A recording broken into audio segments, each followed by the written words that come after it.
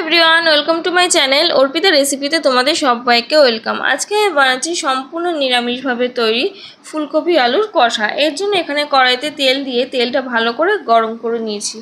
তেলটা ভালো করে গরম হয়ে আসলে দিয়ে দিলাম এই কেটে রাখা আলু। এখানে আমি আলুগুলো একটু বড় বড় টুকরো করে কেটে নিয়েছি।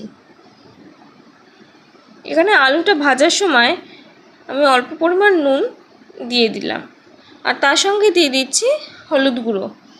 এই নুন আর হলুদটা একটু খুন্তির সাহায্যে ভালো করে মিশিয়ে নিয়ে আলুগুলো এভাবে লাল করে ভেজে নিতে হবে।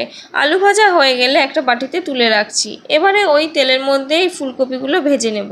এখানে ফুলকপি ভাজার সময় আমি অল্প একটু নুন দিয়ে ফুলকপিটা ভেজেছি। আর ভাজার সময় কিন্তু গ্যাসের ফ্লেমটা একটু মিডিয়ামে রেখে ঢাকা দিয়ে রেখেছিলাম, যাতে কিনা ফুলকপি ভাজাটা খুব সহজেই তৈরি হয়ে যায়। এখানে কিন্তু ফুলকপিটা খুব বেশি করে ভাজিনি, হালকা একটু ফুলকপির রঙটা চেঞ্জ হলে তুলে নিয়েছি। এবারে ওই কড়াইতে আরও কিছুটা পরিমাণে তেল দিয়ে দিলাম একটা শুকনো লঙ্কা, দুটো তেজপাতা। তার সঙ্গে দিয়ে দিচ্ছি 3-4টে মতো গোলমরিচ, হাফ ইঞ্চি দারচিনি, গোটা জিরে, লবঙ্গ দুটো আর 3টে এলাচ দিয়ে দিলাম ফোড়নের জন্য।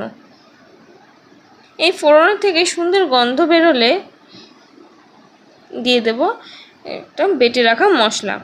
এখানে কি মশলা ব্যবহার করছি সেটা তোমাদের দেখিয়ে দিচ্ছি। দেখো, এখানে দিয়ে দিলাম কাঁচা লঙ্কা, টমেটো, আদা। এই মশলাটা মিক্সিতে বেটে নিয়ে আমি দিয়ে দিলাম। এই মশলা বাটাটা দিয়ে দিলাম এর মধ্যে অল্প পরিমাণে নুনটা দেওয়ার পর দিয়ে দিচ্ছি হলুদ গুঁড়ো। নুন আর হলুদ গুঁড়োটা দিয়ে দিলাম। এর সঙ্গে দিয়ে দিচ্ছি আরও কিছু গুঁড়ো মশলা,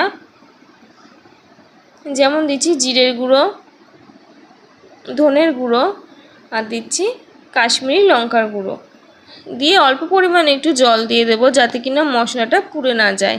এই মশলা ধোয়া জলটাই এখানে দিয়ে দিলাম। দিয়ে ভালো করে খুন্তির সাহায্যে মশলাটা কষিয়ে নিচ্ছি যতক্ষণ না মশলা থেকে তেল ছাড়ছে। তেল ছেড়ে আসলে দিয়ে দিতে হবে ভেজে রাখা আলুটা দিয়ে আবারও ভালো করে মশলার সাথে কষিয়ে নিচ্ছি। কষিয়ে নেওয়া হয়ে গেলে দিয়ে দিলাম এই ফুলকপিগুলো ভেজে রাখা ফুলকপিগুলো দিয়ে আবারও আলু আর ফুলকপিটা ভালো করে কষিয়ে নেওয়া হয়ে গেলে দিয়ে দিলাম এখানে পরিমাণ অনুযায়ী গরম জল। এখানে এই ফুলকপির যেহেতু আমি কষা বানাচ্ছি, সেহেতু এখানে কিন্তু জলের পরিমাণটা তোমরা বুঝে দেবে। এবার ঢাকা দিয়ে রেখেছিলাম কিছুক্ষণের জন্য। তারপর দেখে নিতে হবে ফুলকপি আর আলুটা সেদ্ধ হয়ে গেলে নামানোর আগ দিয়ে 2টো কাঁচা লঙ্কা গোটা দিয়ে দিয়েছিলাম, আর দিলাম একটু ধনেপাতা কুচানো আর গরম মশলার গুঁড়ো দিয়ে নামিয়ে নিলাম। আমার রেসিপি ভালো লেগে থাকলে অবশ্যই আমার চ্যানেলটা লাইক, শেয়ার অ্যান্ড সাবস্ক্রাইব করে দেবে।